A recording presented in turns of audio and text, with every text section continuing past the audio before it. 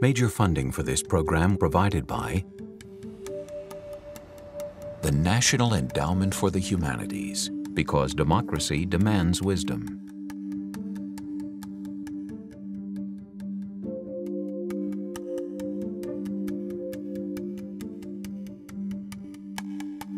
The Robert H. N. Ho Family Foundation. Additional funding provided by the Arthur Vining Davis Foundations, dedicated to strengthening America's future through education. The Shin Yo-en Foundation, the Bumper Foundation, and the Shelley and Donald Rubin Foundation. This program was made possible by the Corporation for Public Broadcasting and by contributions to your PBS station from viewers like you. Thank you.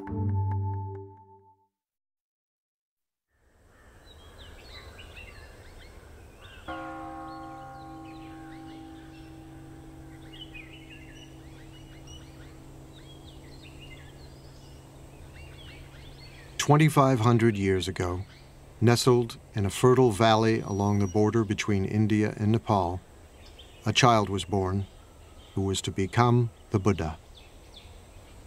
The stories say that before his birth, his mother, the queen of a small Indian kingdom, had a dream.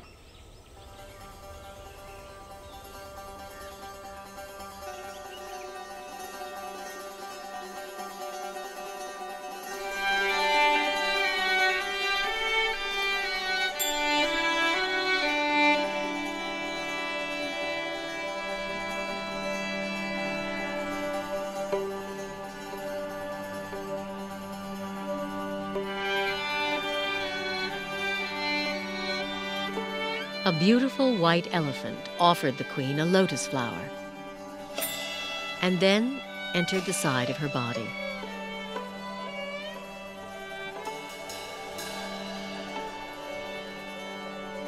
When sages were asked to interpret the dream, they predicted the queen would give birth to a son, destined to become either a great ruler or a holy man.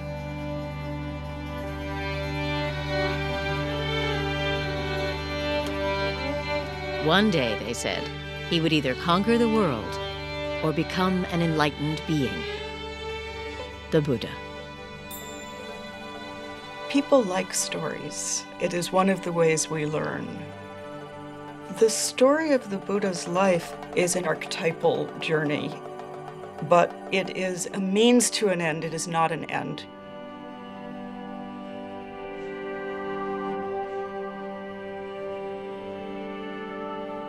Within 10 months, as a tree lowered a branch to support her, a baby boy was born, emerging from her side.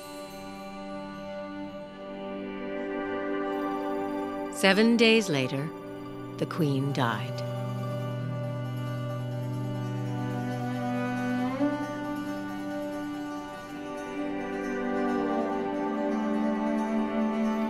The world is filled with pain and sorrow, the Buddha would one day teach. But I have found a serenity, he told his followers, that you can find too.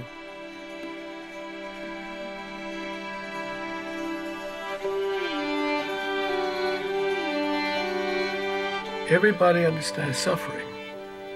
It's something that we all share with everybody else. It's at once utterly intimate and utterly shared. So Buddha says, that's a place to begin. That's where we begin.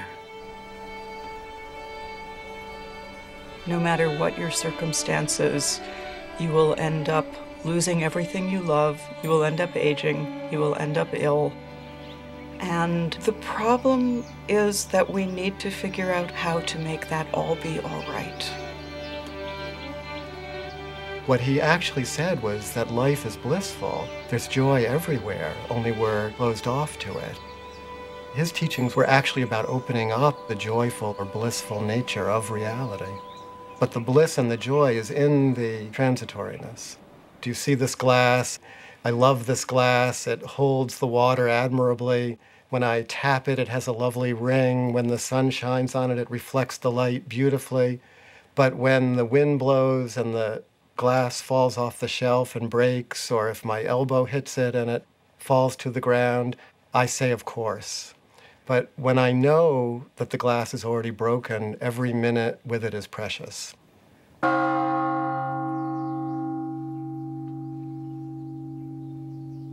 Everybody, every human being wants happiness.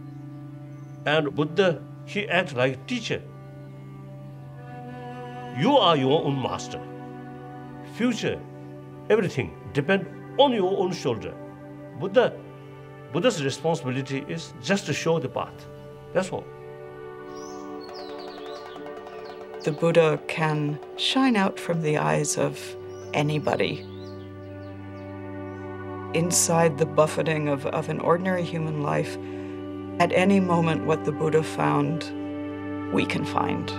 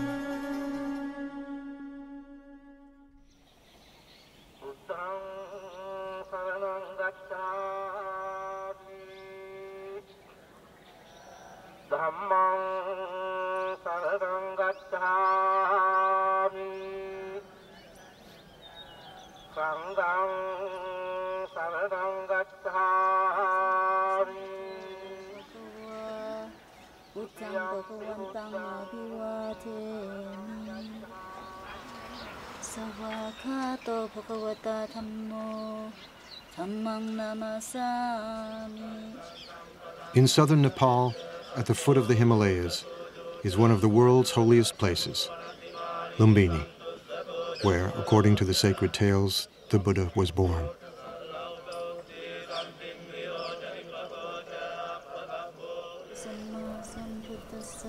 Today, Buddhist pilgrims from all over the world make their way here to be in the presence of the sage whose life story is inseparable from centuries of anecdotes and legends.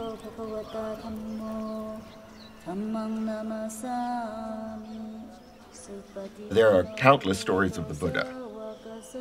Each tradition, each culture, each time period has their own stories.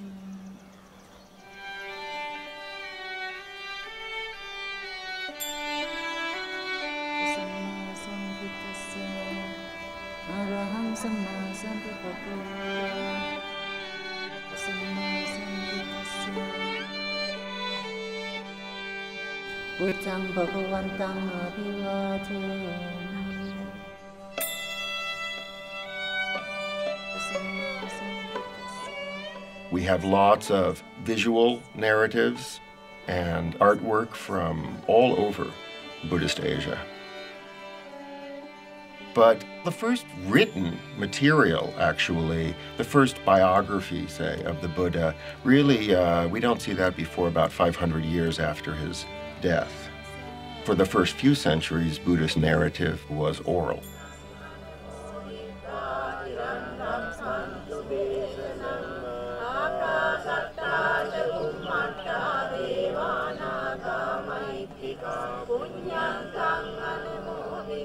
Historically, it is based on something certainly that happened. There must have been someone who corresponded with Gautama Buddha, who we don't know. We don't know how much of it is pure fairy tale and how much of it is historic fact, but it doesn't matter. It touches something that we all basically know. The relevance of it is in the message of the story, the promise of the story. Like any good story, it has a lot to teach. So the story of his life, then, is a beautiful way of telling the teaching. He who sees me sees the teaching, the Buddha said. And he who sees the teaching sees me.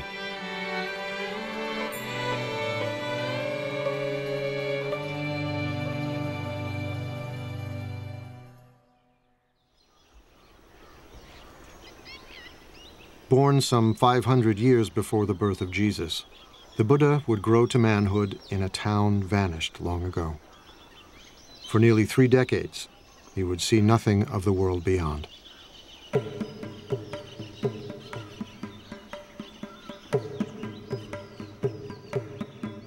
The tales say he was the son of a king, raised in a palace with every imaginable luxury. He was called Siddhartha Gautama, a prince among a clan of warriors. When I was a child, he said, I was delicately brought up, most delicately. A white sunshade was held over me day and night to protect me from cold, heat, dust, dirt, and dew. My father gave me 3 lotus ponds. One where red lotuses bloomed. One where white lotuses bloomed. One where blue lotuses bloomed. The father wants him to be a king, wants him to conquer the world, to be the emperor of India, which at that time was 16 different kingdoms. And it was predicted that he would be able to conquer wherever he wanted if he remained as a king. So the father was creating this artificial environment to coddle him. His father wanted to prevent him from ever noticing that anything might be wrong with the world, because he hoped that he would stay in the life they knew and loved and not go off as was predicted at his birth, and possibly become a spiritual teacher rather than a king. Shielded from pain and suffering, Siddhartha indulged in a life of pure pleasure. Every whim satisfied, every desire fulfilled. I wore the most costly garments, ate the finest foods. I was surrounded by beautiful women.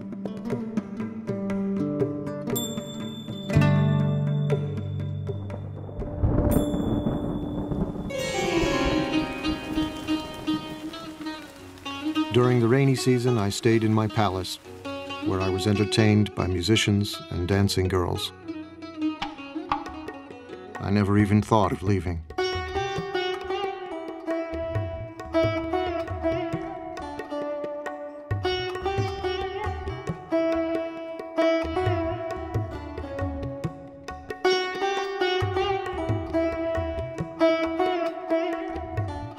When he was 16, his father, drawing him tighter into palace life, married him to his cousin. It wasn't long before they fell in love. He was totally in love with her. There is a story that on their honeymoon, which was about 10 years long, at one time they rolled off the roof that they were making love on while in union, and they fell down but landed in a bed of lotuses and lilies and didn't notice they had fallen.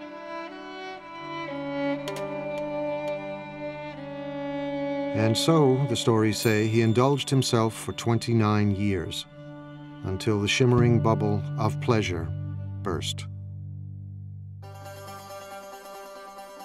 His father does everything he can to never let him leave, never let him see the suffering that life is. But one day he goes outside and he's traveling through the kingdom, and he has the first of 4 encounters. He sees an old man, and he asks his attendant, and the attendant says, "Oh, that's change. One doesn't always stay young and perfect." Then, on the next tour outside, he sees a sick man and doesn't quite understand what it is. He asks his attendant, and the attendant says, "Oh, that happens to all of us." Everybody gets sick, and don't think you are a prince, you will not get sick. Your father will get sick, your mom will get sick, everybody will become sick.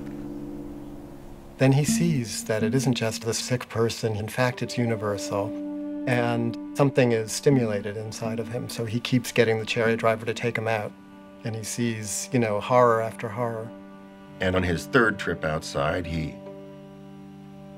meets a corpse. And he recognizes impermanence and suffering and death as the real state of things, the world that he had been protected from, shielded from, kept from seeing. And he was shocked. You know, he was shocked, and he realized, this is my fate too. I will also become old. I will also become ill. I will also die. How do I deal with these things? These are universal questions in any human being's life. What it's like to be in a body inside of time and our fate, and how do we navigate that? It really is a tale of the transformation from a certain naive, innocent relationship to your own life to wanting to know the full story, wanting to know the full truth. And then the fourth trip outside, he sees a spiritual seeker, someone who has decided to live a life completely other than his life in order to escape from impermanence, suffering, and death. So he has this sort of traumatic encounter with the pain and suffering of life. We try to protect our children. We don't want to let our children see all the pain that's in the world. But at a very early age, at a time before he could remember anything, at a time before there was conceptual thought, he already suffered the worst kind of loss that one could suffer. Suddenly and mysteriously, his mother died when he was a week old.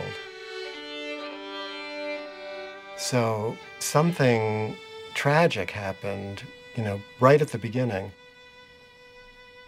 That might be what it takes to become a Buddha, is that you have to suffer on such a primitive level.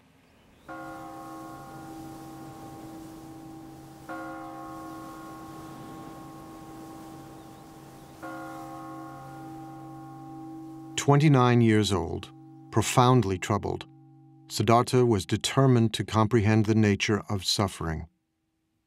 He resolved to leave the palace. His wife had just given birth to a baby boy. Siddhartha called him Rahula, fetter. He names his son Fetter. He names his son Ball and Chain. This is the fetter that will keep me tethered to this life. This is what will keep me imprisoned.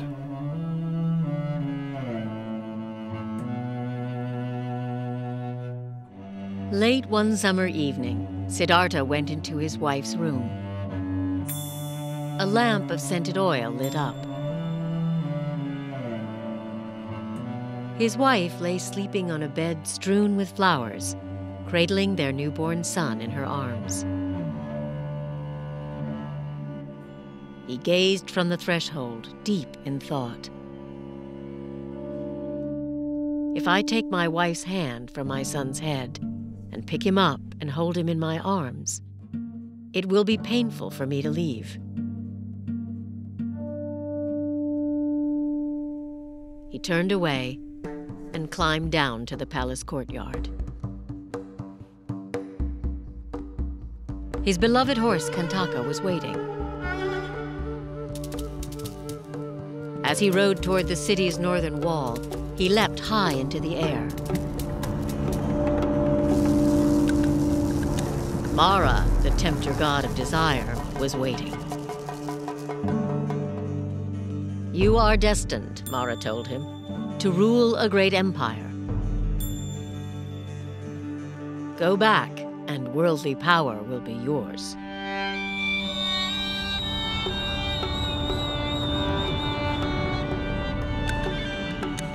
Siddhartha refused. He left grief and probably absolute puzzlement and dismay in the hearts of wife, in the infant son who was innocent and yet was suddenly fatherless, and of course his own father.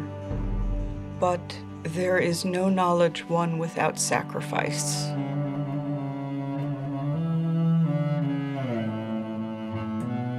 And this is one of the hard truths of human existence. In order to gain anything, you must first lose everything.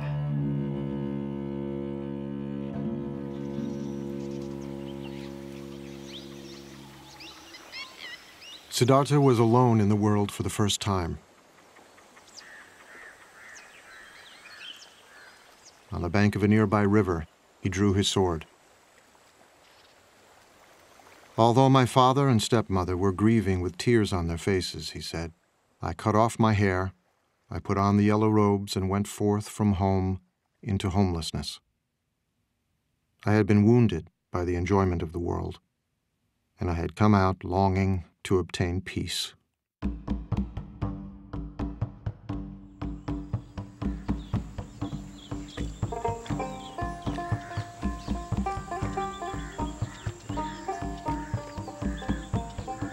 Siddhartha wandered south toward the holy Ganges River. Once a great prince, now he became a beggar, surviving on the charity of strangers. He slept on the cold ground in the dark forests of banyan, teak, and sal that covered the northeastern plain, frightening places where wild animals roamed and dangerous spirits were said to live. He's going out to see what there is. He's a seeker. He doesn't have a teaching yet. He doesn't have an understanding yet. He doesn't have an insight yet. He doesn't have a solution yet, but he recognizes the problem.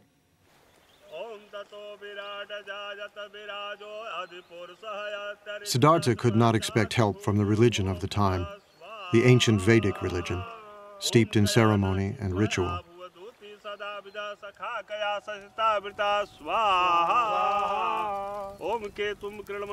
Some of its rituals still live on in ceremonies conducted by Hindu priests, who chant Vedic formulas more than 2,500 years old.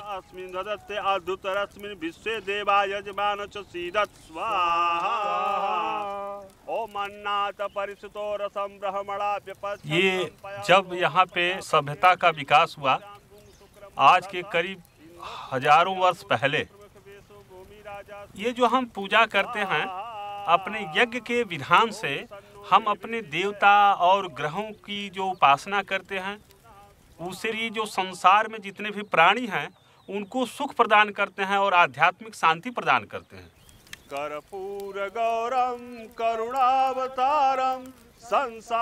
For centuries, the Vedic rituals had commanded respect for the gods and inspired conviction. But by Siddhartha's time, the rituals no longer spoke to the spiritual needs of many Indians, leaving a spiritual vacuum and a sense of foreboding.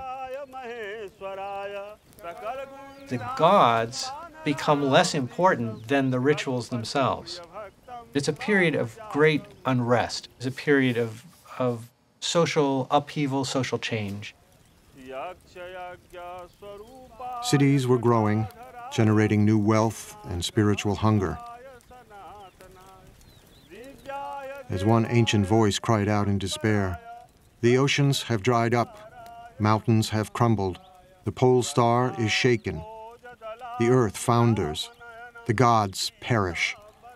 I'm like a frog in a dry well." A lot of people aren't satisfied with the religion that they grew up in. And when Prince Siddhartha decides to give up his life, he's doing something that lots of other people were doing. Siddhartha joined thousands of searchers like himself, renunciants, men and even a few women who had renounced the world, embracing poverty and celibacy, living on the edge, just as spiritual seekers still do in India today.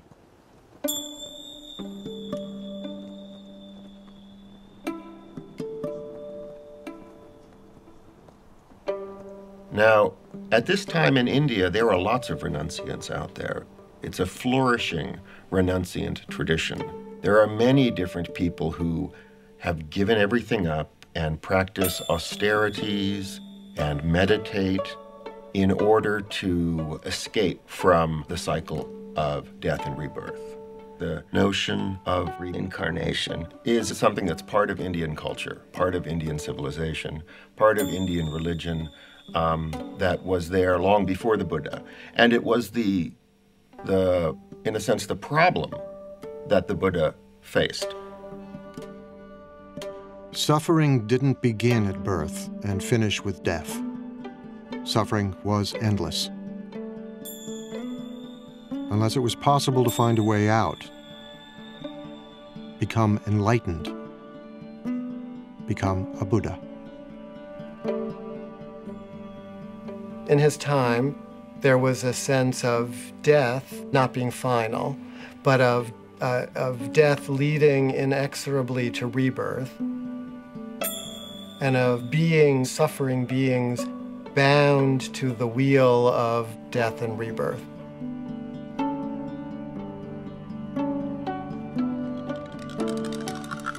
It is said that Siddhartha had lived many lives before this one. As countless animals,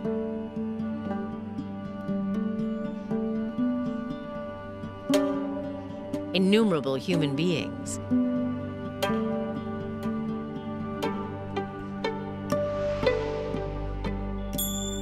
and even gods. Across 4 incalculable ages, the sacred texts say, and many eons, experiencing life in all its different forms.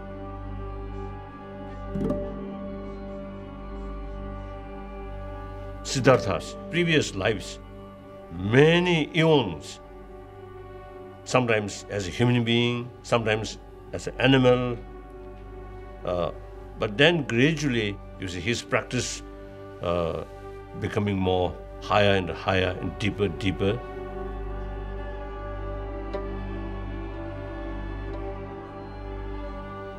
The idea is from life to life to progress more and more toward the enlightenment and become wiser and wiser. Some beings will stubbornly insist on their ignorance and their egotism, and they will charge ahead, grabbing and eating what they can in front of themselves and being dissatisfied, but thinking that the next bite will do it. And they will die and be reborn, die and be reborn infinite times. It could take them, billion lifetimes if they're very stubborn,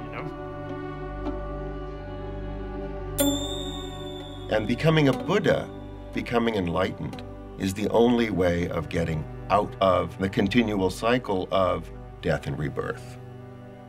Now, rebirth here isn't the popular notion that, my past life I was Cleopatra floating down the Nile or Napoleon. It's as if every life is going through junior high school again, over and over and over.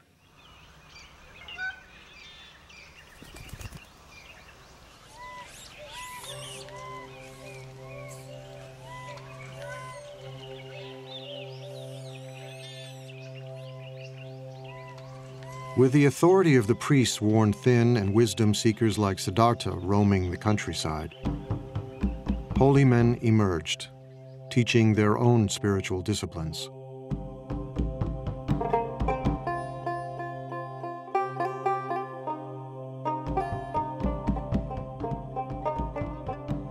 Siddhartha apprenticed himself to one of them, a celebrated guru who taught that true knowledge could never come from ritual practice alone. It was necessary to look within. "You may stay here with me," the guru told him. "A wise person can soon dwell in his teacher's knowledge and experience it directly for himself." Siddhartha set himself to learn the rigorous practices the guru prescribed. The teachers of the time are already teaching forms of yoga and meditation, teaching that the self-reflective capacity of the mind can be put to use to tame the mind, to tame the passions. That was already established in India. And there were probably so many schools of yoga and meditation in those days, just as there are now.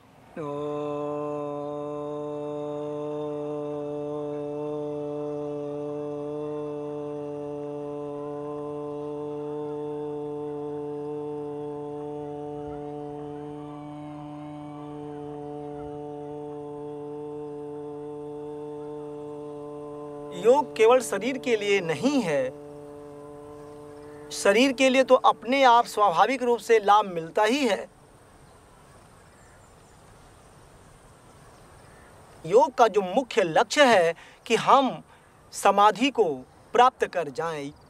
सर्वे भवन्तु सुखिना तुरंत नहीं आता। सर्वे बाय द साधना।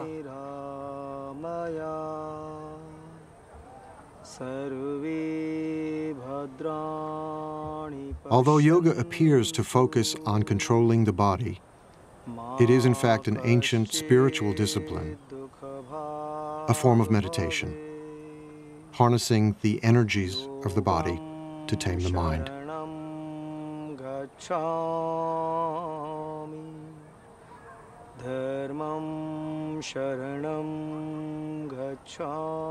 Some yogis learn to sit without moving for hours, breathing more and more slowly until they seem to be barely breathing at all.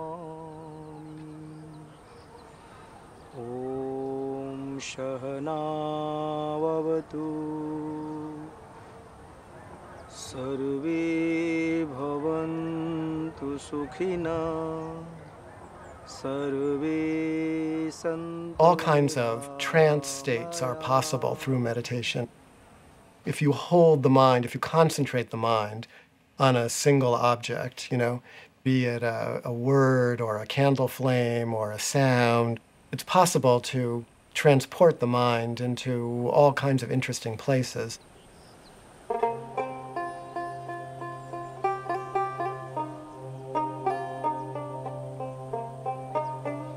The person who was to become the Buddha was very good at all of those practices. He was a super student, doing these practices, taking them to their limit, and no matter what he did in these practices, he was still stuck in the pain that he set out with. He ascends to these very rarefied states of consciousness, but it's not permanent. And it does not bring penetrating truth into the nature of reality. So these become a temporary escape from the problem of existence, but they don't solve the problem.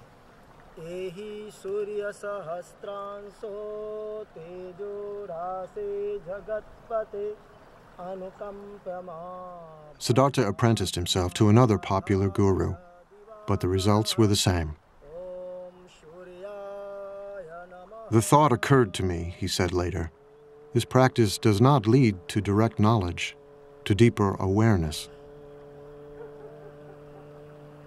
Disenchanted, he left this master too.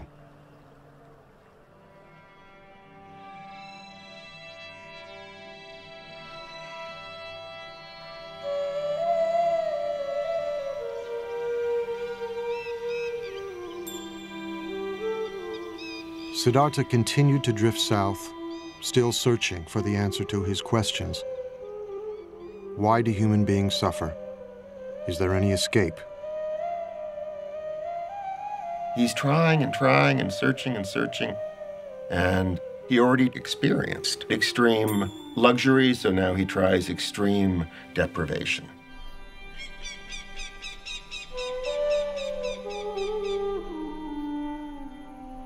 Among the renunciants, asceticism was a common spiritual practice, punishing the body as a way to attain serenity and wisdom. Siddhartha fell in with 5 other ascetics, and soon was outdoing them in mortifying the flesh, subjecting his body to extremes of hardship and pain.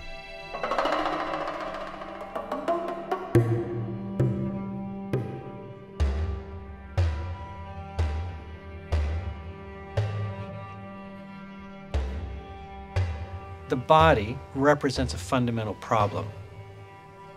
Old age brings a decrepitude to the body. Sickness brings pain and suffering to the body. And death is ultimately the cessation of the functioning of the body.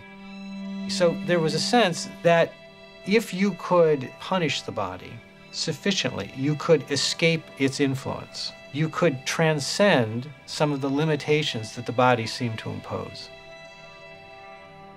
the ascetic pursues the truth by taking the requirements of survival down to the absolute minimum possible. Barely enough food to stay alive, no protection from the elements, no heat. Sit in the cold, sit in the rain, meditate fiercely for all the hours of awakening. The step of renunciation, of shedding everything, of dying, the feeling that one is dying to one's life as it was, is essential to being reborn as someone who sees.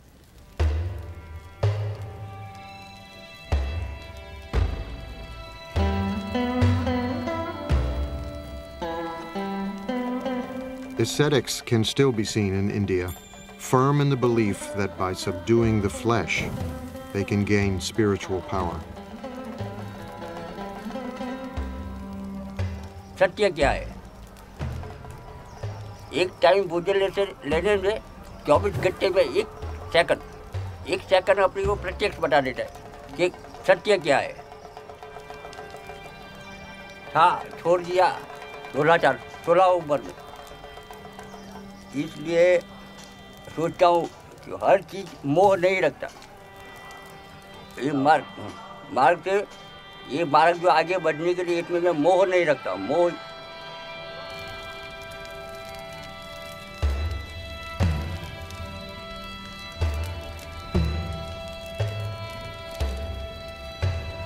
Emaciated, exhausted, Siddhartha punished himself for 6 years, trying to put an end to the cravings that beset him. He tortures himself, trying to destroy anything within himself that he sees as bad.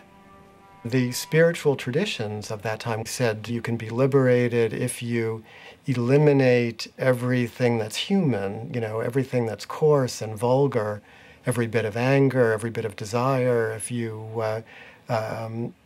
wipe that out with force of will, then you can go into some kind of transcendental state.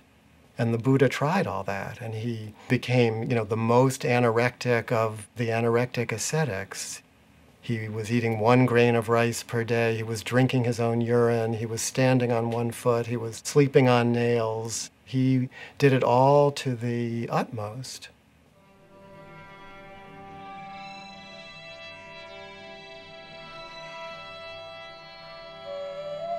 My body slowly became extremely emaciated, Siddhartha said.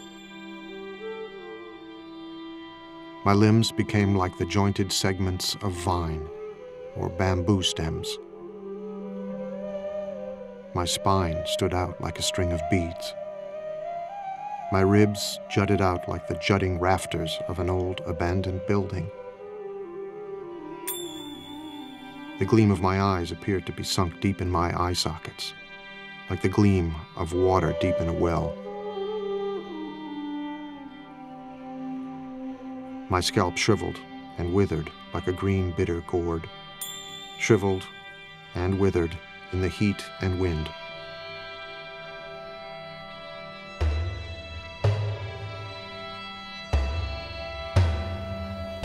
What he was trying to do was pushing his body to the most extreme that he could. But then he realized that from that, he cannot gain what he wants. Trying to torture the body becomes too much. The whole attention is given to the body, nothing else. He surrendered himself completely to the hard training that he was given. And what he discovered, having tried this completely for many years, was that he had not answered his question. It hadn't worked.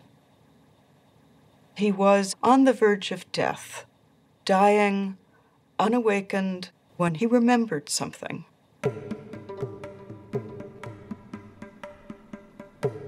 He remembered a day when he was young and sat by the river with his father, and the perfection of the world as it was simply gave itself to him.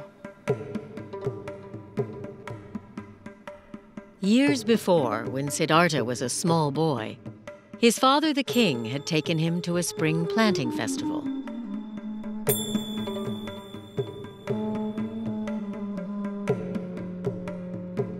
While he watched the ceremonial dancing, he looked down at the grass.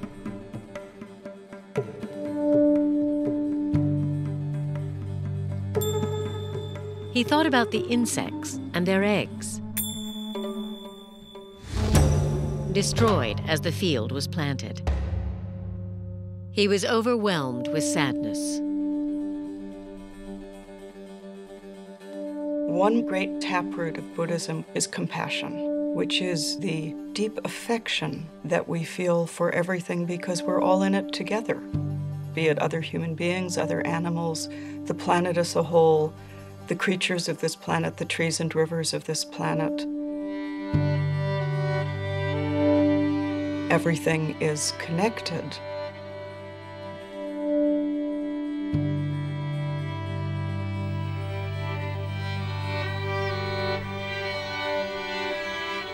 It was a beautiful day. His mind drifted.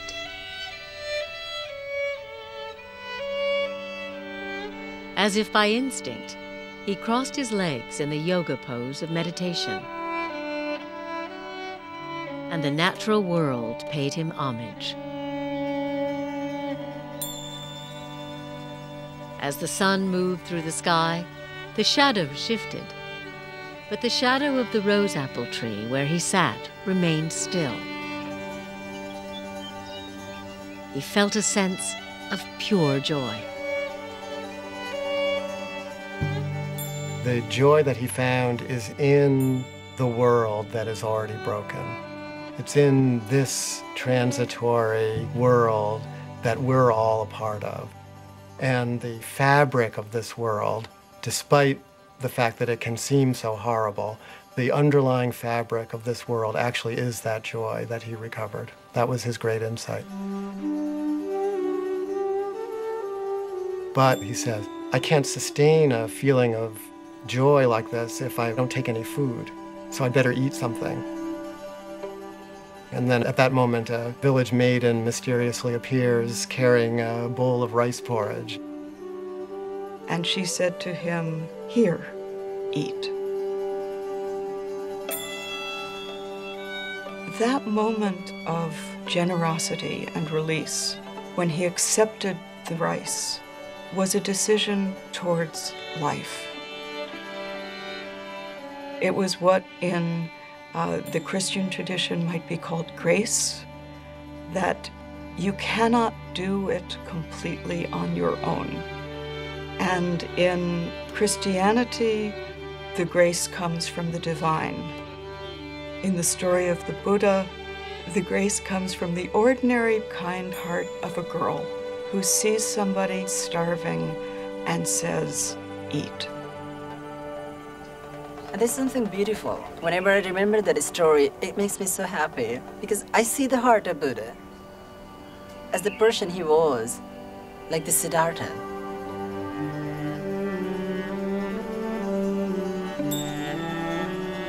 This dish was the dish he used to be fed by his stepmother, rice pudding. He was missing that so much. And then he remembered maybe further and further, and he remembered about his wife, about his son, and the deepest emotions that he had suppressed. They overpowered. They came up. They were still there. He had a feeling of missing. He had a feeling of seeing his son, and a feeling of being near his loved ones. They were so powerful. Oh, this must have soaked his whole entire being. He was actually an utter failure. He had been clinging to the path of asceticism, and when he took the food, what followed was a return of his original question. Life is painful. Life involves change. This is still a problem. The problem didn't disappear.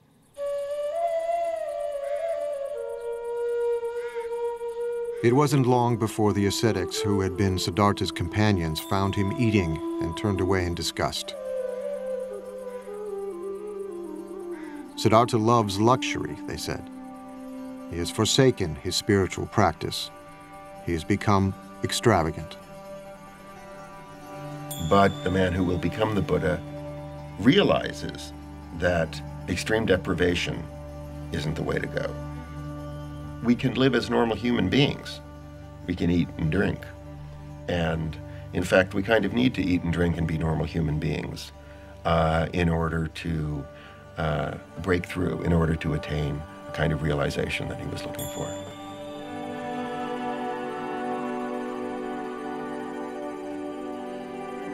Siddhartha had put his faith in 2 gurus. They hadn't helped him.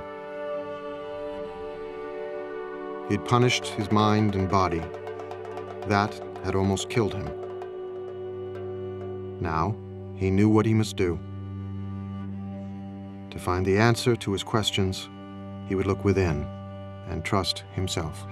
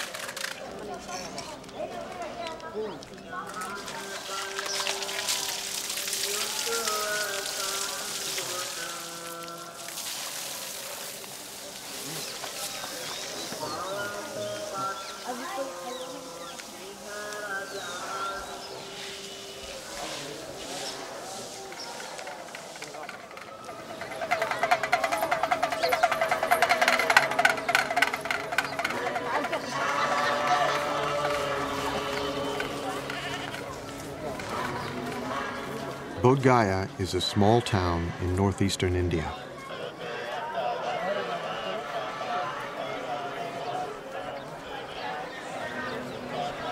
Throngs of pilgrims have come here from all over the world for more than 16 centuries.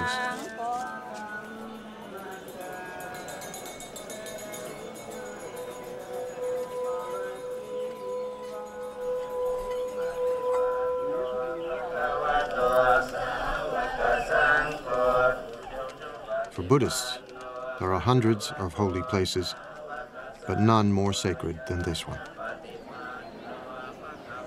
Bodh Gaya is the sacred point from which the Buddhist faith radiates.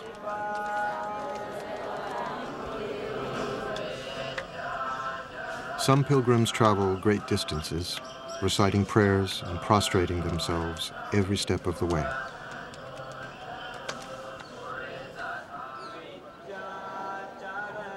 It is their Mecca and Jerusalem.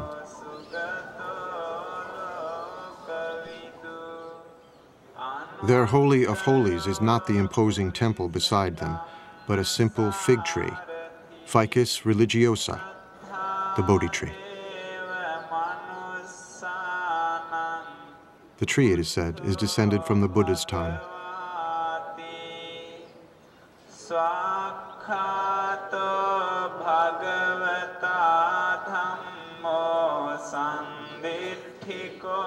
Every pilgrim knows the story of how Siddhartha, after accepting the rice milk from the young girl, put aside the rags he was wearing, bathed himself in a nearby river, and strengthened, sat down in the shade of the Bodhi tree and began to meditate.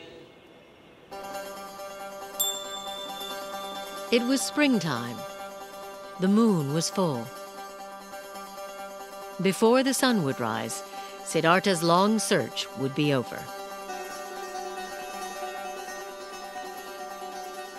He sat down under a Bodhi tree in the shelter of the natural world in all of its beauty and fullness.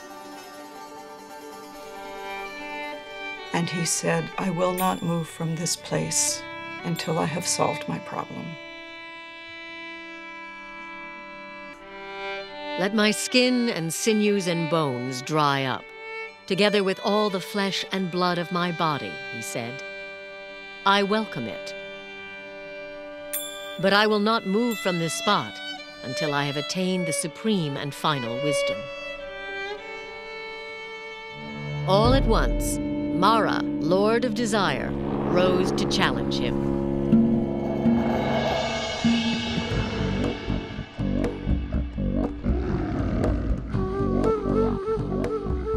With an army of demons, he attacked.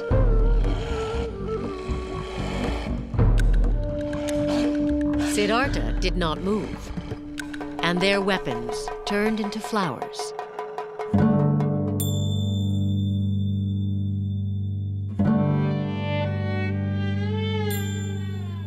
Mara is the ruler of this realm of desire, this world that we all live in. And what he's afraid Siddhartha is going to do when he attains enlightenment and becomes the Buddha is conquer that world. That is, he's going to do away with desire. He's going to wreck the whole game. Mara did not give up. He sent his 3 daughters to seduce him.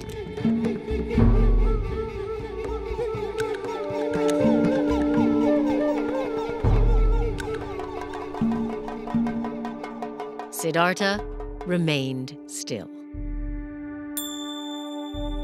When he faces Mara, he faces himself and his own destructive capacity. But he's not the warrior trying to do battle with those qualities. He's discovered his own capacity for equanimity. He has become like, the top of the great Himalayan mountains, The weather is passing over him, storms are raging around him, and he sits like the top of the mountain, impassive, not in a trance state, totally aware of everything. So he frustrates Mara. Siddhartha resisted every temptation Mara could devise. The Lord of Desire had one final test.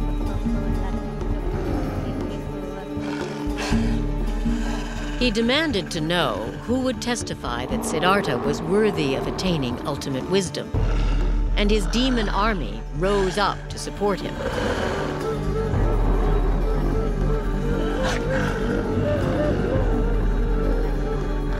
Siddhartha said nothing.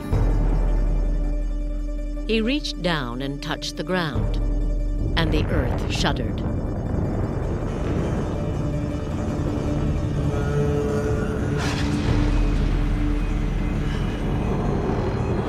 Mara's demons fled.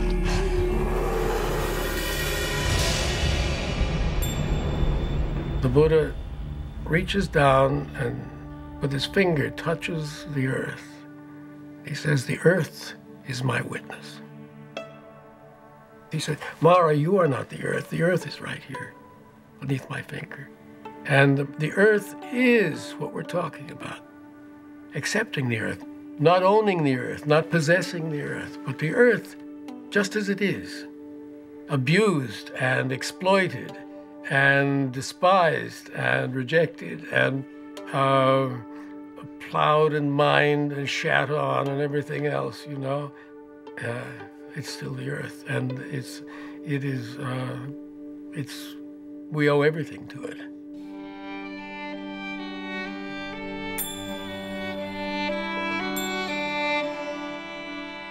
Siddhartha meditated throughout the night, and all his former lives passed before him.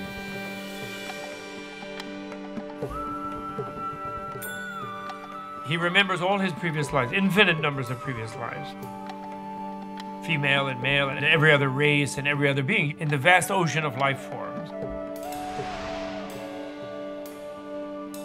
And he remembered that all viscerally, so that means his awareness expanded to be all, so that all the moments of the past were completely present to him. He gains the power to see the process of birth, death, and rebirth that all creatures go through. He's given this sort of cosmic vision of the workings of the entire universe.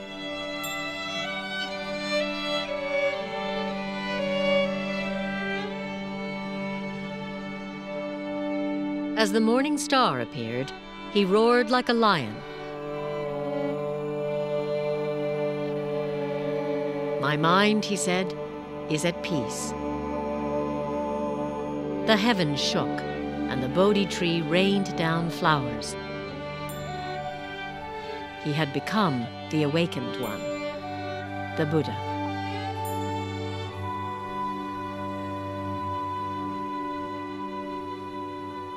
Something new opens up for him, which he calls nirvana, or which he calls awakening.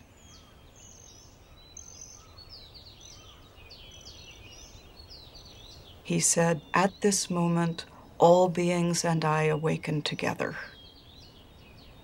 So it was not just him, it was all the universe. He touched the earth, as earth is my witness. Seeing this morning star, all things and I awaken together. It's not like entering a new state, it's uncovering or surrendering to the reality that has always been there. He realized he'd always been in nirvana, that nirvana was always the case. Your reality itself is nirvana. It's the unreality, it's your ignorance that makes you think you're this self-centered, separate being trying to fight off an overwhelming universe and failing. You are that universe. You're already enlightened. He's saying the capacity for enlightenment, that your awakeness already exists within you.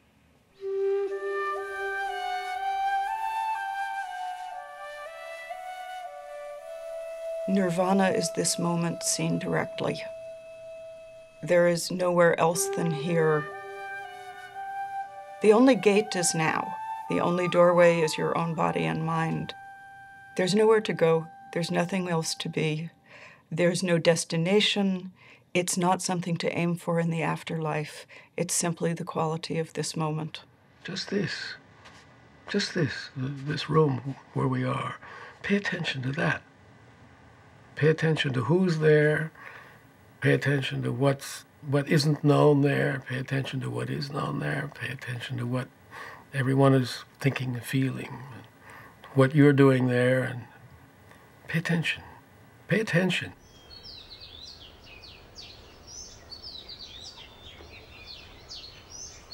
For weeks, the Buddha remained near the Bodhi tree, peaceful and serene.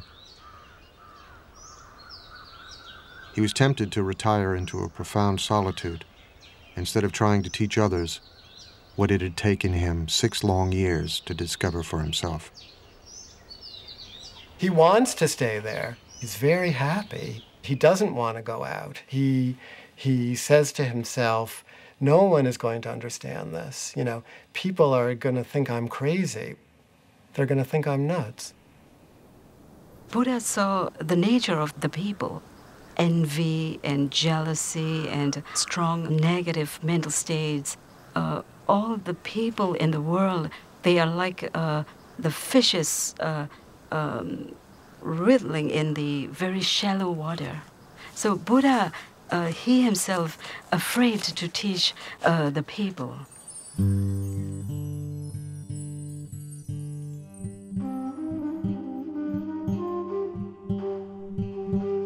The myth is that a god comes to the Buddha. Brahma comes on his knees and says, please, we need you. Why don't you try talking about what you just understood? Because the world needs it. The gods need it and the men need it, you know? People need it. And then Buddha decided to give his teachings.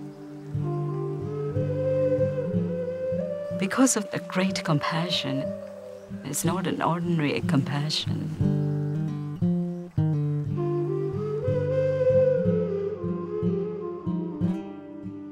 When you feel the feelings of others, you automatically don't want them to feel bad.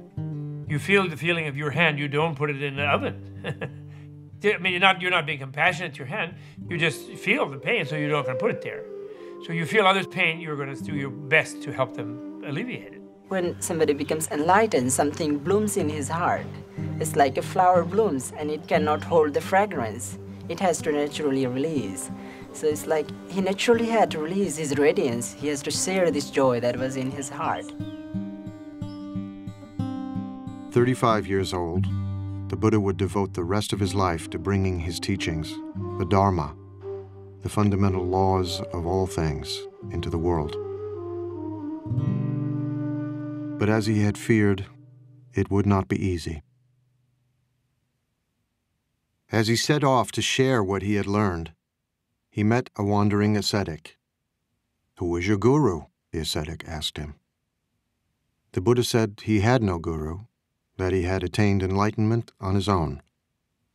"It may be so," the ascetic said, and walked away. On his first attempt to teach, the Buddha had failed. Buddha meets someone who doesn't see anything special about him, because the awakened Buddha doesn't look any different from anybody else. He is ordinary. Buddhism is not about being special. Buddhism is about being ordinary. And it is not about the continual exudation of bliss. It is about walking a normal human life with normal human beings, doing normal human things. And this reminds you that you yourself might be a Buddha at this moment. The person you're looking at might be one. It's an interesting practice. Just each person you see as you walk down the street, Buddha, Buddha, Buddha, Buddha, Buddha.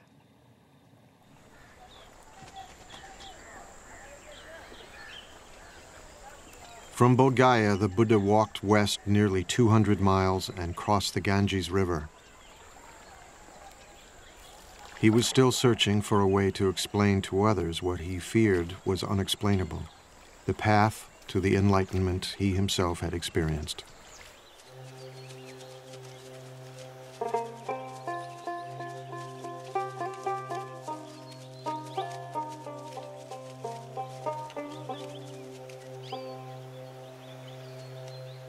In a deer park in Sarnath, not far from the Ganges, he would try again.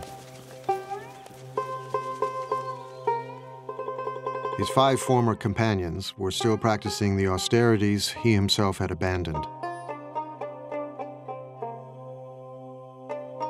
From far off they saw me coming, and on seeing me made a pact with one another, the Buddha recalled.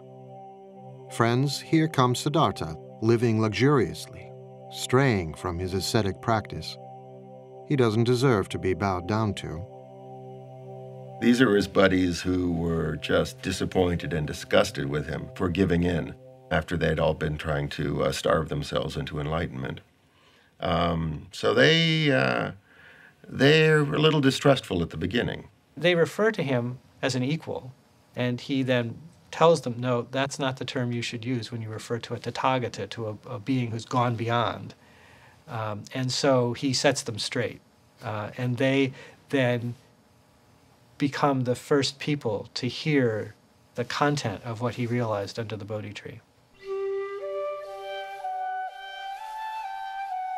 His first teaching would later be called Setting in Motion the Wheel of the Dharma, because it brought the Buddha's message into the world for the first time.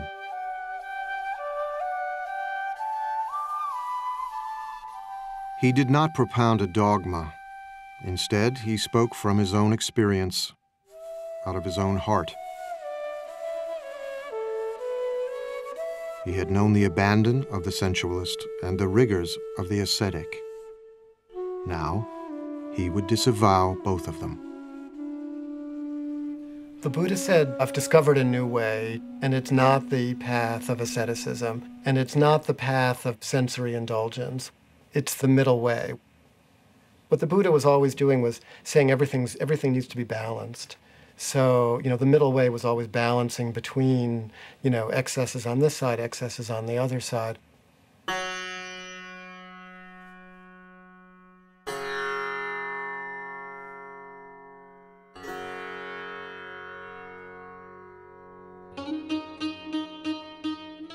Fair goes the dancing when the sitar is tuned. Tune us the sitar, neither high nor low, and we will dance away the hearts of men.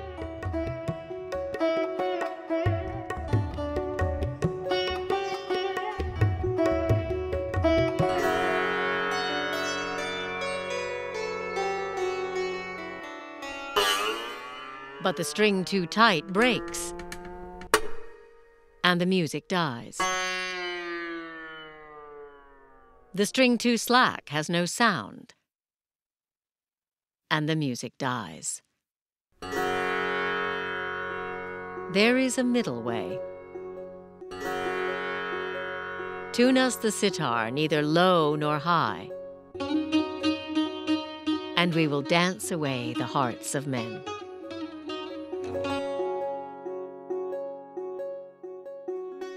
The path to enlightenment lay along the middle way, the Buddha taught, and the ascetics listened. Now he would answer the question that 6 years before had provoked his spiritual journey, the question of suffering. Buddhists don't have a creation story. There is no creator deity. It's not really of interest. It's not an issue. What's of interest is the problem of human suffering and the solution to human suffering. Pretty much everything else, right, is beside the point. The Buddha's analysis of suffering came in the form of what have come to be called the Four Noble Truths. There is no commandments or anything. The first noble truth is that there is suffering in this world. Generally, this suffering has been mistranslated. Suffering is not entirely accurate to the word that the Buddha probably used. It means something closer to dissatisfaction, that, we're never quite happy, and if we are, that's gone in an instant anyhow. And he says that this suffering, this unsatisfactoriness, doesn't arise by itself. It has causes. Our own mind causes it.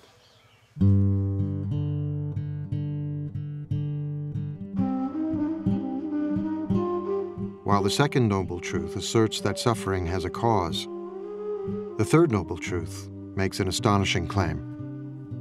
You really can be free of suffering by understanding the cause of suffering. Nobody tells you that. And so that was a huge announcement. The problem, Buddha taught, is desire. How to live with the confused and entangling desires of our own minds. People often misunderstand Buddhism as saying, in order to wipe out suffering, you have to wipe out desire. If that was what the Buddha was saying, then where does the desire for enlightenment fit in? The Buddha is saying, be smart about your desires. Desire must be there. Without desire, how can we lead our life? Without desire, how can we achieve Buddhahood? Strong desire to become Buddha. But desire to harmful, that bad.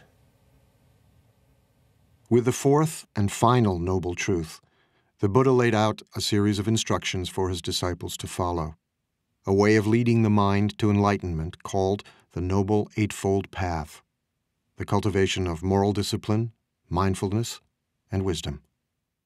They are, as I like to think of them, a set of possible recipes that you can try on your own life and see which one makes the best soup. The Buddha didn't speak for long, but when he was finished, the 5 skeptical ascetics had been won over. They became his first disciples. Word quickly spread of the sage teaching in the deer park at Sarnath.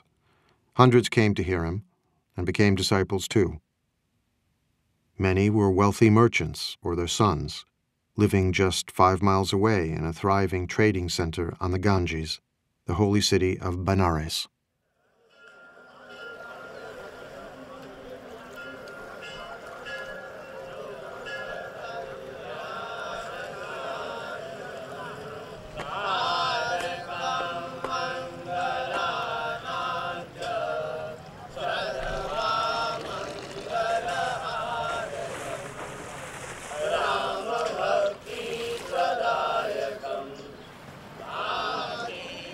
Today, Benares is the most sacred city in all of India, as it has been for millennia.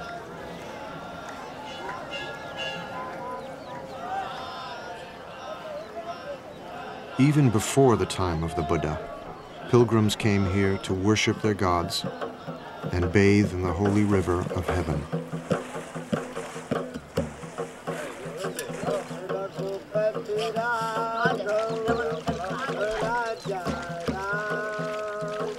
You see people purifying themselves, bathing in the Ganges. You see priests performing rituals.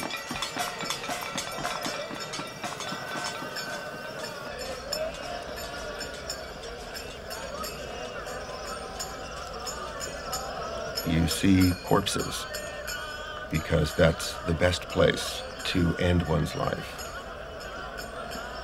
So you see going on there a great range of religious activity, and much of it of the type that does go back to the Buddha's time.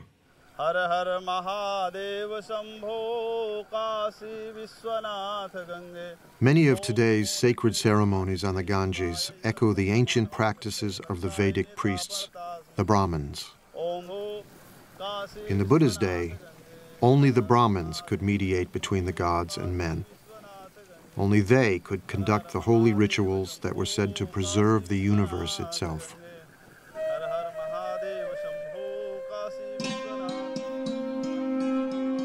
The Brahmin priests stood at the pinnacle of a rigid social hierarchy, a sacred system of caste. Beneath them were the warriors, the caste to which the Buddha belonged. Below them were farmers. At the bottom were the servants, and still lower, outcasts. Those social groups are not merely social conventions, but rather they're hardwired into the nature of the universe. You're supposed to stay in that group, and the survival of society depends upon your continuing to perform the function associated with that social status.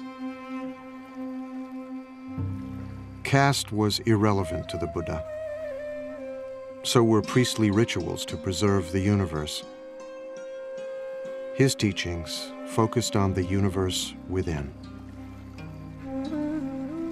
The Buddha said you could be from any caste. What makes you noble is if you understand reality. You know, if you're a good person, if you're a wise person, then you're noble.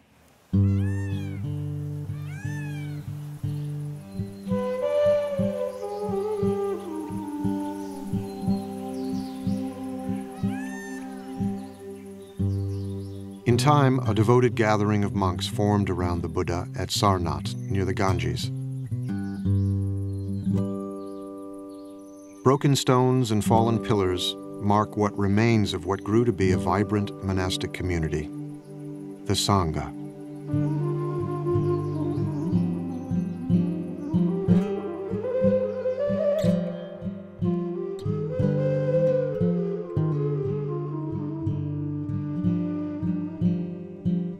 It took the Buddha many, many years to find his way, but he didn't want it to be so hard for people. And so he established a community who could live together and help one another.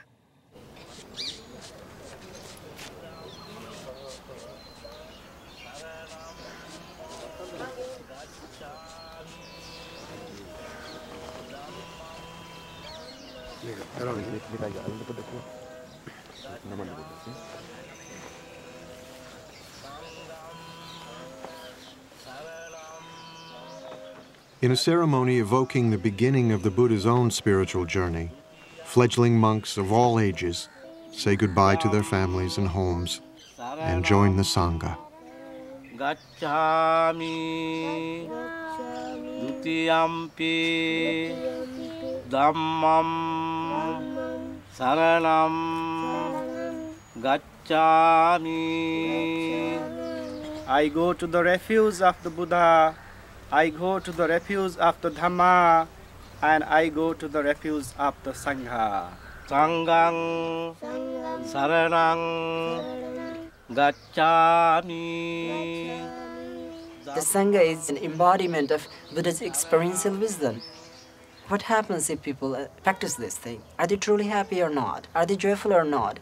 So I think Buddha wanted to also leave a perfect example of his teaching, an alive teaching, a teaching that walks, a teaching that can talk, a teaching that can laugh. So I would say Sangha is just like a living example of Buddha's teaching.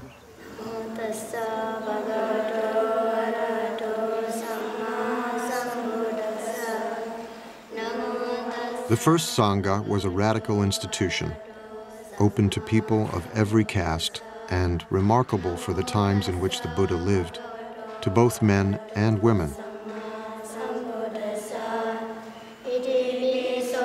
The Buddha was part of a culture deeply suspicious of women. The attitude towards women at the time was very critical, and many things were impossible for them. So that was a very revolutionary thing to do that in that times of India. By ordaining women as nuns, the Buddha gave women the chance to escape the drudgery of daily life.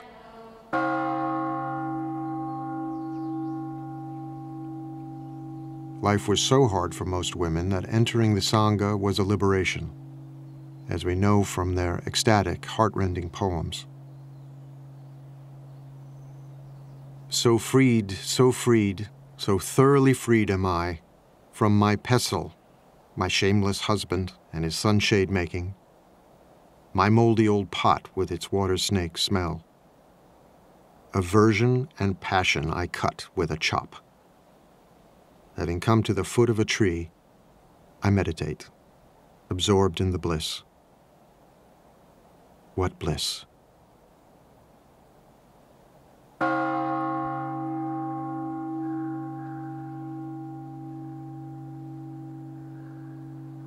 Bliss, nirvana, the Buddha taught, could be found in the fleeting moment through the practice of meditation.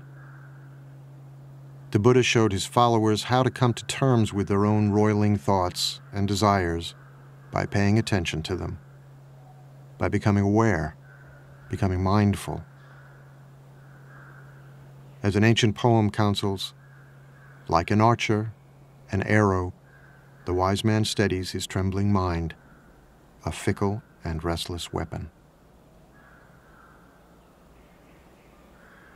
Many times our mind is not peaceful enough. So we realize that perhaps we need to understand more about mind itself and how to balance the emotions, how to balance our mind and try to cultivate more happiness. The difficulties come from within. One experiences unexpected things from one's mind. Most dangerous, skeptical doubts. Doubts about oneself, doubts about the Buddha. Physical is we can get from from the food and from the supplement of vitamins and yeah, and for the mind, this is the only way we have to. Only medicine. Meditation is not about getting rid of anger, getting rid of lust, or getting rid of jealousy. Even while becoming monk, often we experience anger. It happens. It often happens when people start teasing you like a shaven, bald-headed person. But it gives a good chance for us to realize that, okay, let's see, this anger arises. What is it? What most often happens in our ordinary life is that whenever we experience these emotions, we get stuck into it. It starts twisting us. But Buddhism is going through inside it and getting out of it peacefully. And I think that gives us more joy. And that makes human life more full, more around. It's not like we are not living in partial truth, but it's like whole of things together. It takes time to comprehend this. And then, by practicing again and again, the practitioner becomes very balanced, and one reaches a state of very strong equanimity. Equanimity towards the physical and mental objects. And this is the base camp for the summit. Enlightenment.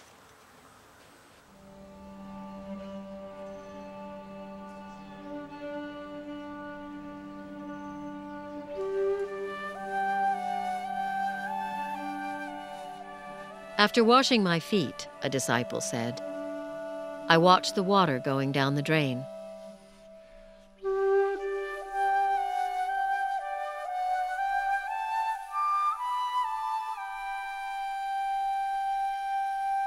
I am calm. I control my mind like a noble thoroughbred horse.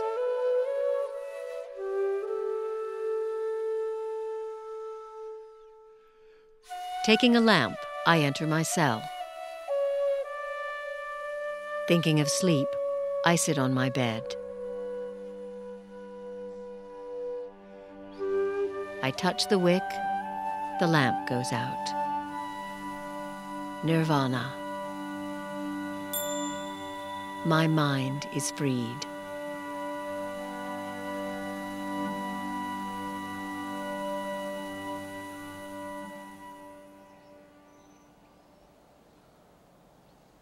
The mind is as restless as a monkey, the Buddha taught. Who you are, what you think of as yourself, is constantly changing. Like a river, endlessly flowing, one thing today, another tomorrow. There's water in a river, then there's water in a glass, and then the water is back in the air, and then it's back in the river. The water's there, but what is it? That's a way to think about the self in Buddhism. One moment you're angry, the next moment you're laughing. Who are you?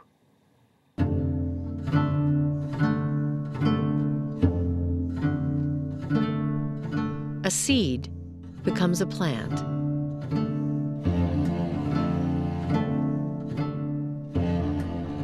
Wisps of grass are spun into a rope.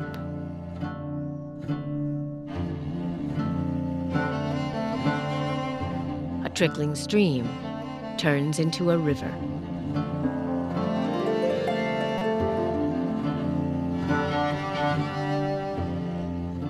The self comes and the self goes. Simply notice how from one moment to another, yourself is actually not as much the same as we think it is. What the Buddha realizes is that if we can get rid of this fundamental misunderstanding of the nature of the self based on egotism, we won't cling to things, we won't screw up everything we do because we're thinking about it in the wrong way. Once you stop centering your feelings about your feelings on yourself, what naturally arises is simple compassion. Compassion for your own suffering, compassion for the suffering of others. Even the most abstract of the Buddha's teachings had a practical, ethical dimension. Compassion, the Buddha taught, comes from understanding impermanence, transience, flow, how one thing passes into another, how everything and everyone is connected. When this is, that is. From the arising of this comes the arising of that. When this isn't, that isn't. From the cessation of this comes the cessation of that.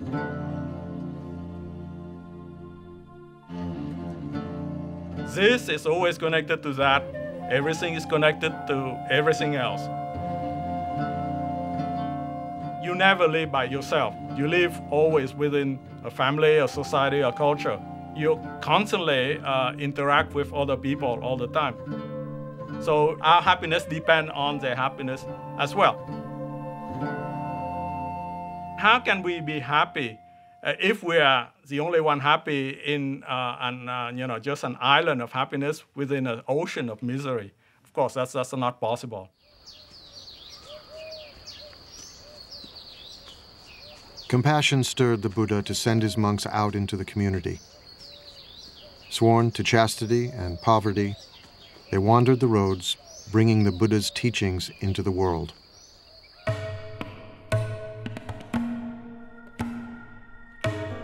Go forth, monks, for the happiness of the many, out of compassion for the world. There are beings whose eyes have little dust on them, who will perish if they do not hear the teaching. But if they hear the teaching, they will gain liberation. The monks exist by begging. We think of begging as kind of a bad thing. Begging in this tradition is a good thing. It's a sign of spiritual purity. You're not allowed to beg tomorrow's lunch today. Only today's lunch. Then you can't eat from noon until dawn the next day. Then you have to go out and get another lunch. And then in exchange for lunch, you give a lecture. Unless they say we don't want to hear about it, then you don't. But that's the only thing but that forces you to interact with the lay community. And if you're not serving them, if you're not doing something useful for them, they won't put anything in your bowl, and that will be the end of your community.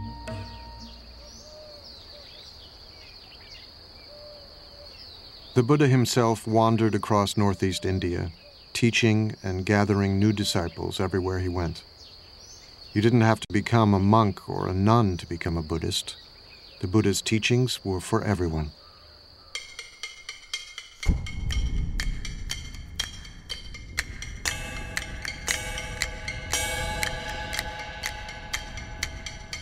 Everything is burning. What is burning? The eyes are burning. Everything seen by the eyes is burning.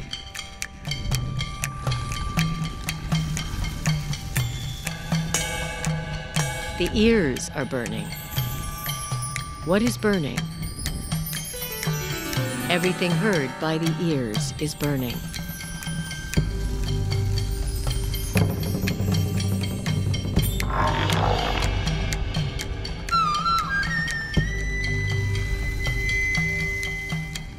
The nose is burning. Smells are ablaze. The tongue is burning. Tastes are ablaze. The body is burning. The mind is burning. We're on fire. We may not know it, but we're on fire, and we have to put that fire out. We're burning with desire, right?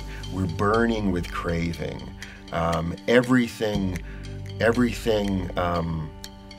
about us is out of control. The Buddha goes on to talk about the three poisons: greed and anger and ignorance, and how the three poisons are what is making the fire.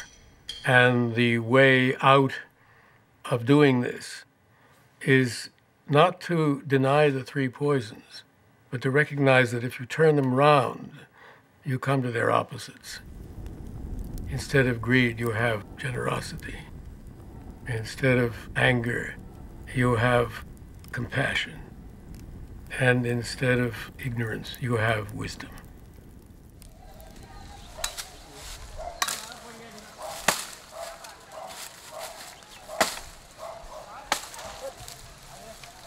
I can give my teachings in brief, the Buddha said. I can teach in detail. It is those who understand that are hard to find. There are stories of people coming to the Buddha and saying, I am leaving your teaching because you have not told me about whether there is a life after death or whether there is another world. And the Buddha says, did I ever say that I would give you the answer to these things? No, Lord, you didn't.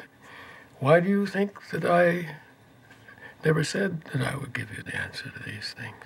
Because these are not the things that you need to know. The thing that you need to know is how to deal with suffering. Because at this very moment, what made you ask that question was suffering. The Buddha was, above all, a pragmatist. He did not expect his followers to agree with everything he said. He encouraged them to debate and argue, to challenge him. Buddhists say, my follower should not accept my teaching out of devotion, but rather your own experiment. Even Buddha himself, in order to get final enlightenment, need hard work. So investigate based on reason, through logical investigation, if something contradicts in the Buddha's own word, then we have the right to reject that. As the Buddha gathered more and more followers, stories spread of his miracles, which mixed the marvelous with the mundane. One story tells how 500 pieces of firewood split at the Buddha's command.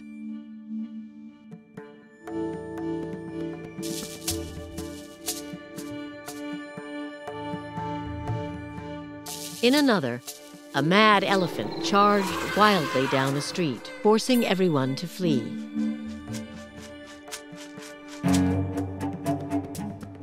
Only the Buddha remained, quietly waiting.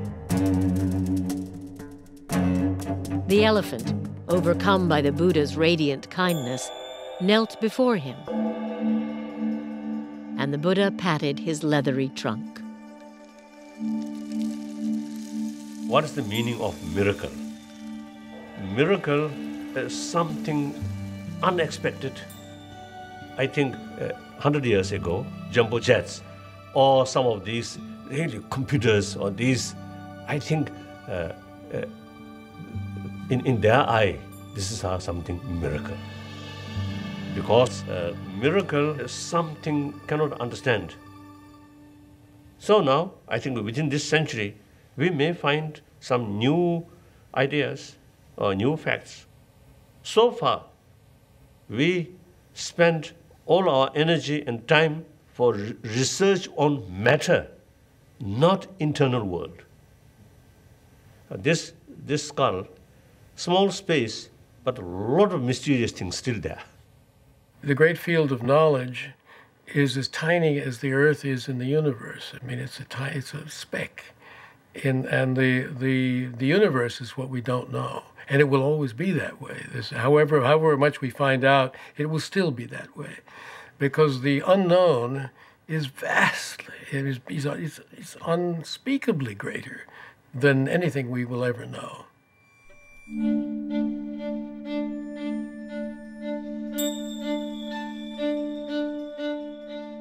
In one of the most storied miracles, the Buddha strode on a jeweled walkway suspended in midair, while streams of water spouted and flames flashed from his body, shooting out to the very edge of the universe.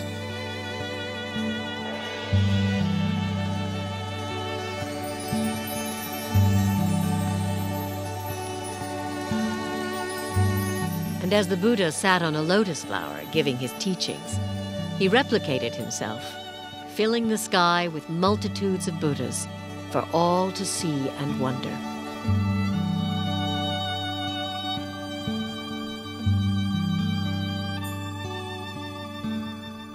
Do we believe that literally? Does it matter whether we believe it literally? What many of those miraculous stories are about is the sheer wonder of it all. The very fact that the whole of unknown time and space has led to this very moment when we're sitting here talking to, when we are sitting here talking to each other, is utterly miraculous. Sitting here in a room, having had a cup of coffee, having taken it out of a beautiful blue and white porcelain mug, what could be more miraculous than that? Everyday life around us is already so implausible and so glorious that what need for further miracles? And that's the teaching of the Buddha. That's the miraculous teaching of the Buddha.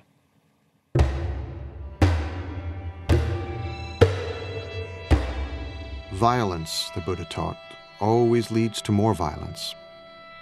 To the slayer comes a slayer. To the conqueror comes a conqueror. He who plunders is plundered in turn. War was endemic in the Buddha's age, ravaging northeast India again and again. Although kings and their ministers sought his counsel, the Buddha offered no grand political vision. he was powerless to stop the killing and the fighting. Even the men, women, and children of his former kingdom were massacred by a marauding king, forced into pits and trampled by elephants.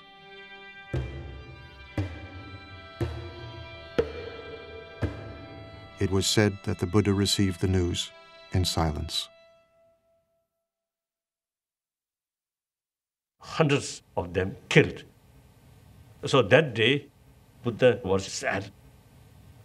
Buddha's a human being, so he acted like a human being. So sometimes you see, he also, you see, they fail. He failed to perform miracle.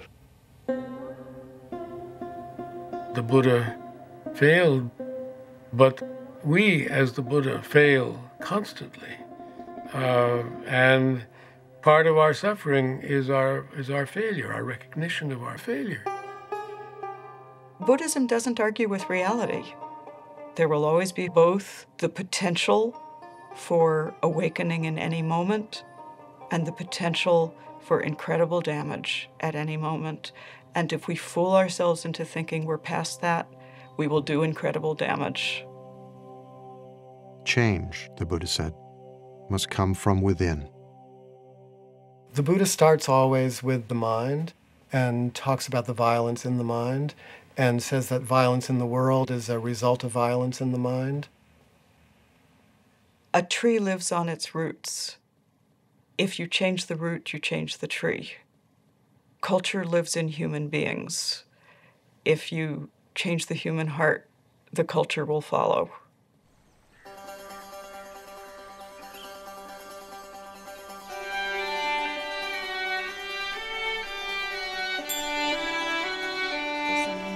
For decades, the Buddha shared his teachings all across northeastern India. Let all beings be happy, he taught, weak or strong, great or small.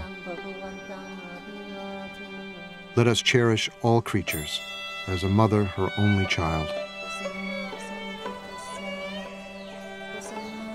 Barefoot in his robes, he was still walking the roads when he was 80, but old age was upon him. His back hurt, his stomach was often in pain. I am old, worn out, he told a trusted disciple, like a dilapidated cart held together with thin straps. The world is so sweet, he said, that he could understand wanting to live for at least another century. But he was frail and exhausted.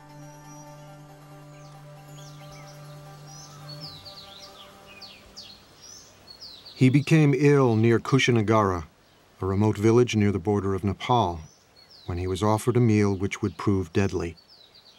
The food was spoiled. He ate what was offered to him, and it said that he knew it was bad, but he took it anyway because it was offered and didn't want the person who offered it to feel bad because it was his time.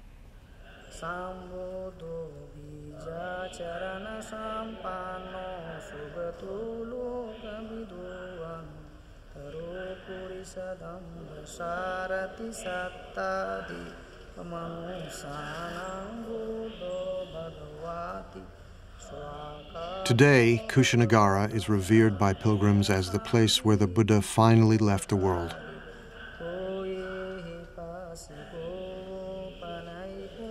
It was in Kushinagara where he grew weak and asked to be laid on his side in a quiet grove of sal trees. As he neared the end, his disciples began to weep, stricken with grief.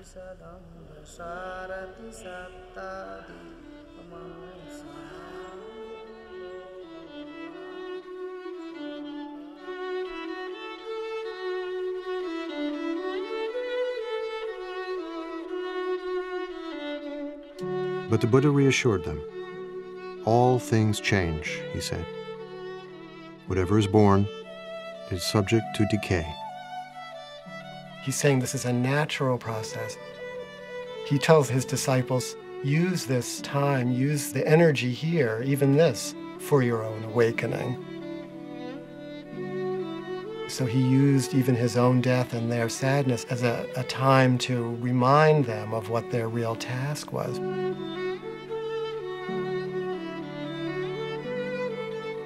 What he's actually doing is inviting those who are close to him into the experience. I don't think the Buddha's teaching in any way argues against grief or sadness or loss. The teachings, if they make any sense, have to make sense in ordinary circumstances, in ordinary lives. And in ordinary lives, we grieve when we lose. We grieve. When it hurts, we say, ouch.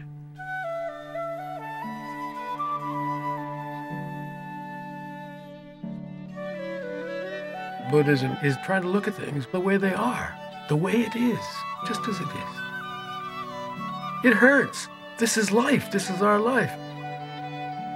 And our relation to life involves losing it, too. You don't get beyond these things. You don't get beyond them. It's all right to feel what human beings feel. And we are not supposed to turn into rocks or trees when we practice Buddhism. Buddhas laugh, cry, dance, feel ecstasy, probably even feel despair. It is how we know the world. It is how we live inside of our hearts and not dissociated from them. The Buddha had always been saying goodbye. Now he prepared to leave the earth forever. He would never be reborn, never die again. It may be that after I'm gone, the Buddha told his disciples, that some of you will think, now we have no teacher. But that is not how you should see it. Let the Dharma and the discipline that I have taught you be your teacher. All individual things pass away. Strive on, untiringly. These were the Buddha's last words.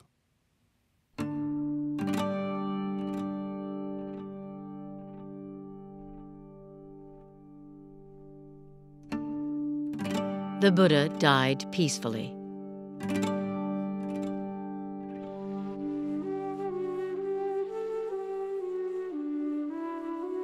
His head was pointed to the north, his face to the west.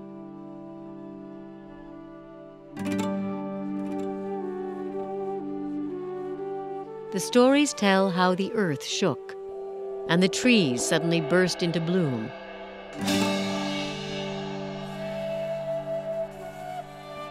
Their petals falling gently on his still body, falling out of reverence.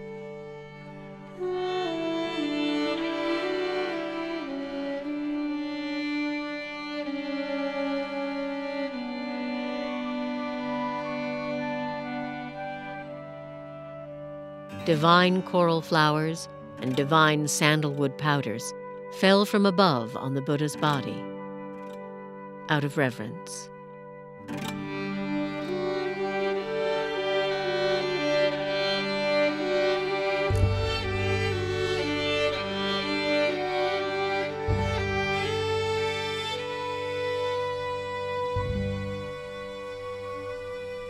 His disciples were quite upset. What are we going to do without our teacher? We will be lost without our teacher. But his instruction was so simple and so clear. I am not your light. I am not your authority. You've been with me a long time now. Be your own light.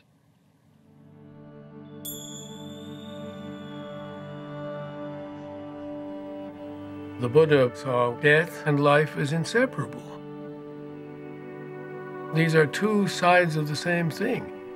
Death is always with us. Death is part of the whole large unknown. And if we are unable to smile at the idea of the unknown, we're in real trouble. That's the realism that the Buddha was talking about. trying to come to terms with reality.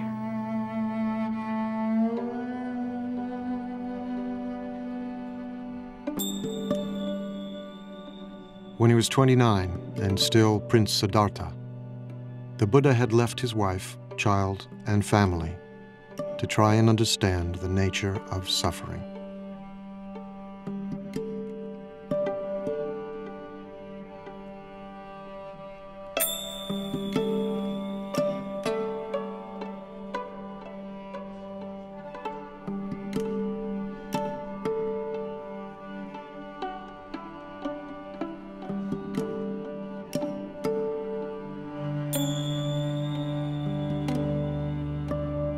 He had attained enlightenment, shared what he had learned,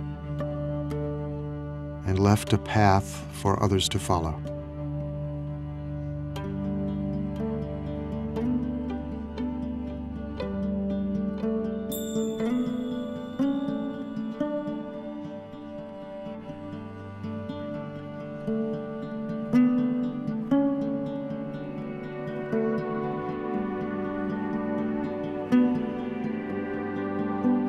Now he was gone. But before he died, he had asked his followers to remember him by making pilgrimage to the place of his death, to where he gave his first teachings,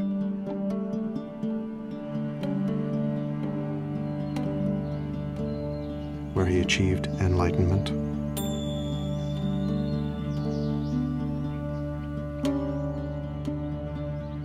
and where he was born.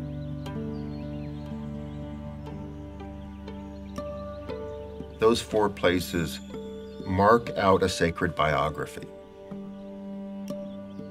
And in tracing that pilgrimage route, you are learning the story of that life.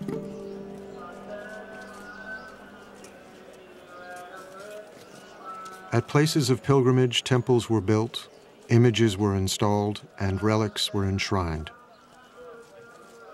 Millions of people get immense inspiration. Buddha's spirit always there.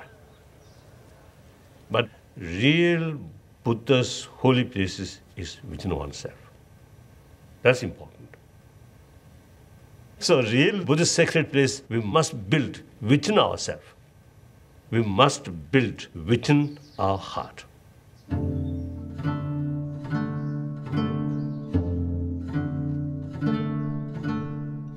Although the Buddha had predicted that his teachings, like everything else, would in time disappear, Buddhism flourished in India for 1,500 years, spread into Sri Lanka, Central and Southeast Asia, Tibet, China, Korea, Japan, and in the 20th century, to Europe and the Americas, adapting different forms and shapes wherever it took root, attracting many millions of men and women who practiced the Buddha's teachings both within and outside the monastic community.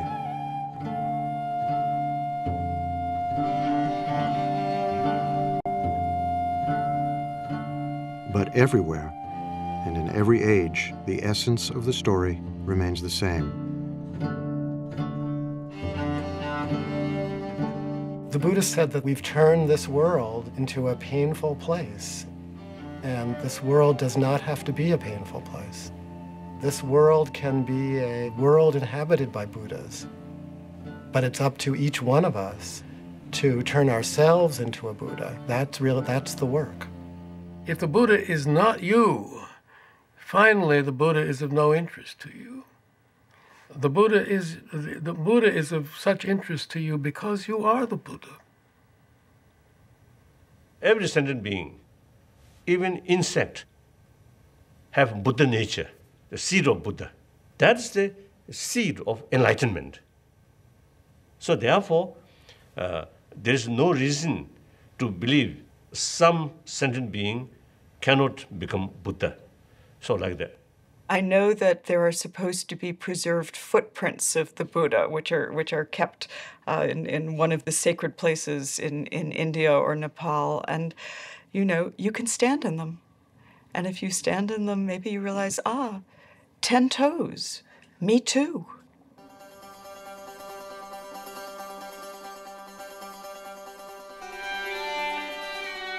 There is a story of a Brahmin who one day found the Buddha under a tree, calmly meditating.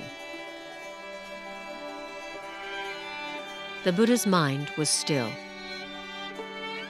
He radiated such power and strength that the Brahmin was reminded of a tusker elephant.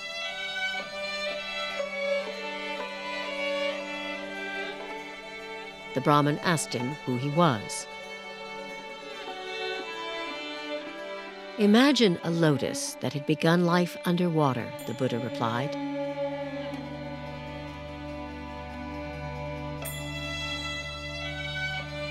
But grew and rose above the surface until it stood free.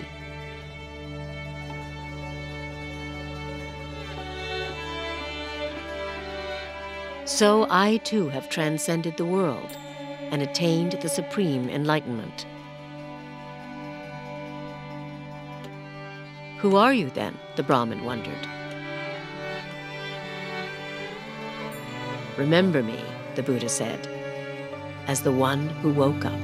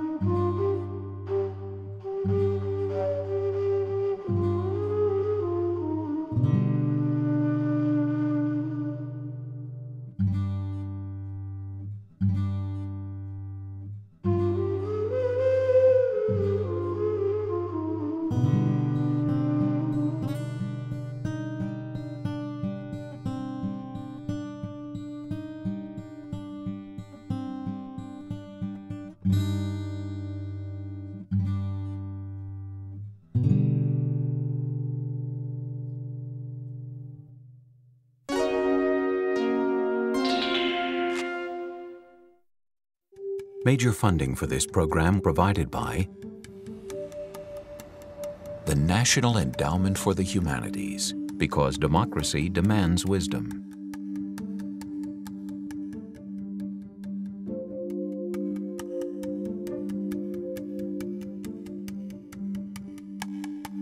The Robert H. N. Ho Family Foundation. Additional funding provided by the Arthur Vining Davis Foundations, dedicated to strengthening America's future through education. The Shin Yo-en Foundation, the Bumper Foundation, and the Shelley and Donald Rubin Foundation. This program was made possible by the Corporation for Public Broadcasting and by contributions to your PBS station from viewers like you. Thank you.